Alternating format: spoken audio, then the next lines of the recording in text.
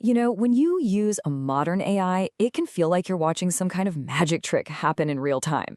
Well, today, we're going to pull back that curtain. We're going to break down the secret recipe that turns all that raw data from the internet into the smart assistants we're all getting used to.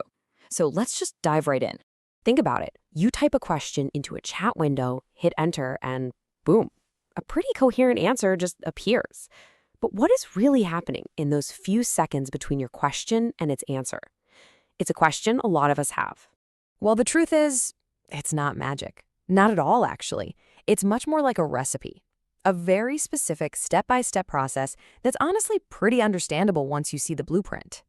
And that entire recipe, the whole journey from a totally blank slate to a helpful AI, really just boils down to 3 key stages. Each one is critical, and each one builds a new skill right on top of the last one. So first up, you have what we can call the knowledge dump. This is where the model basically just reads the internet. Then it goes to finishing school to learn how to actually be helpful. And finally, the most important part, the secret sauce, which is all about teaching it what we humans actually want. Okay, let's start at the beginning. Before we even get into the recipe itself, we need to understand the main ingredient, right? The blueprint for this whole operation is something called a prediction engine. So what is a large language model, really? Forget all the hype about it being alive or conscious.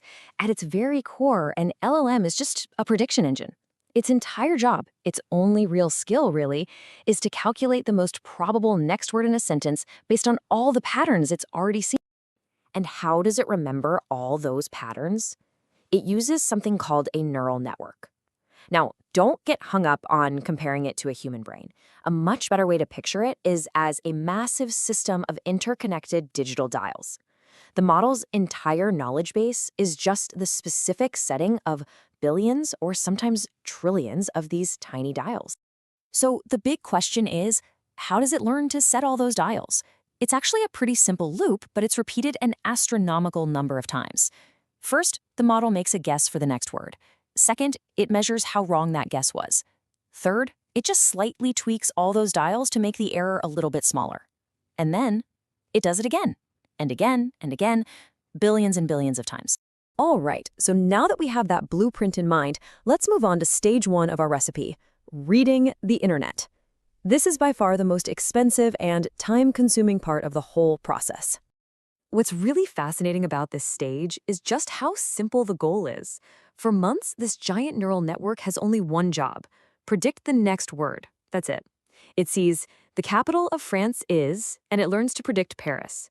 But by mastering this one simple task over and over for trillions of examples, it starts to implicitly learn about grammar, facts, and even basic reasoning.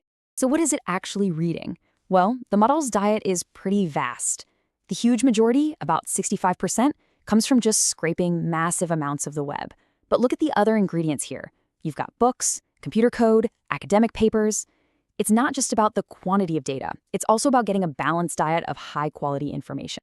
And the scale we're talking about is, well, it's just mind-boggling. For just one large model, you're looking at around 45 terabytes of raw text data. To try and put that into perspective, that's enough text to fill over 9,000 DVDs.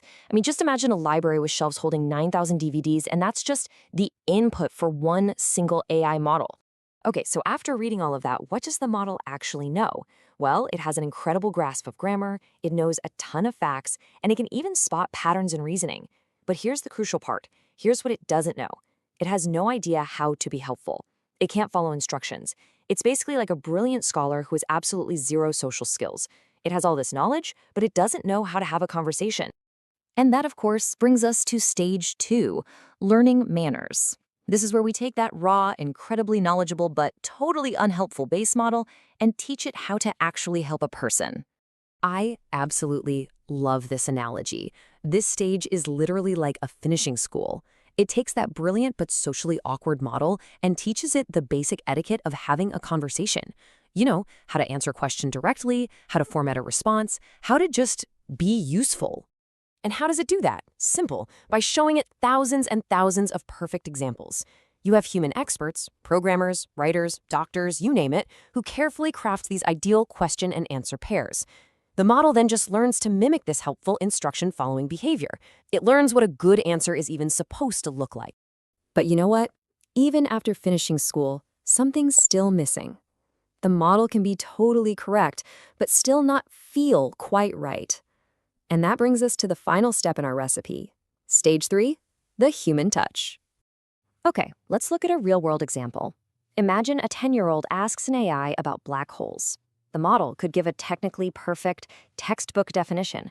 But is that really the best answer for that specific audience? I mean, which one would actually be more helpful?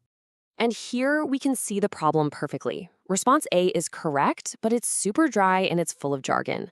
But response B, it uses this fantastic analogy, a cosmic vacuum cleaner.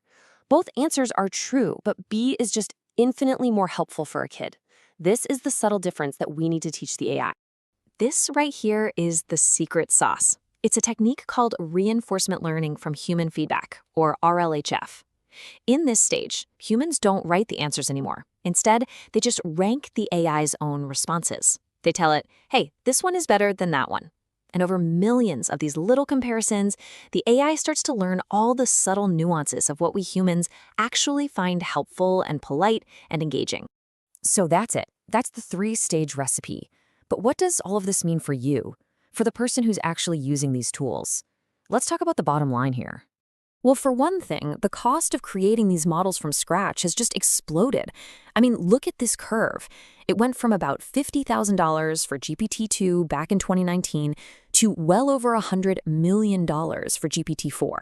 This incredible cost is the main reason why only a handful of giant tech companies can really afford to build new foundational models from the ground up. So, after all this training, what do we really have? Well, I think this is a fantastic piece of advice.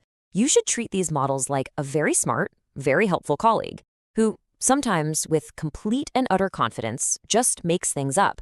Because at its core, it's still just a prediction engine. It's optimizing for what sounds plausible, not necessarily for what is true. And understanding that, that's the key to using this incredible new technology wisely.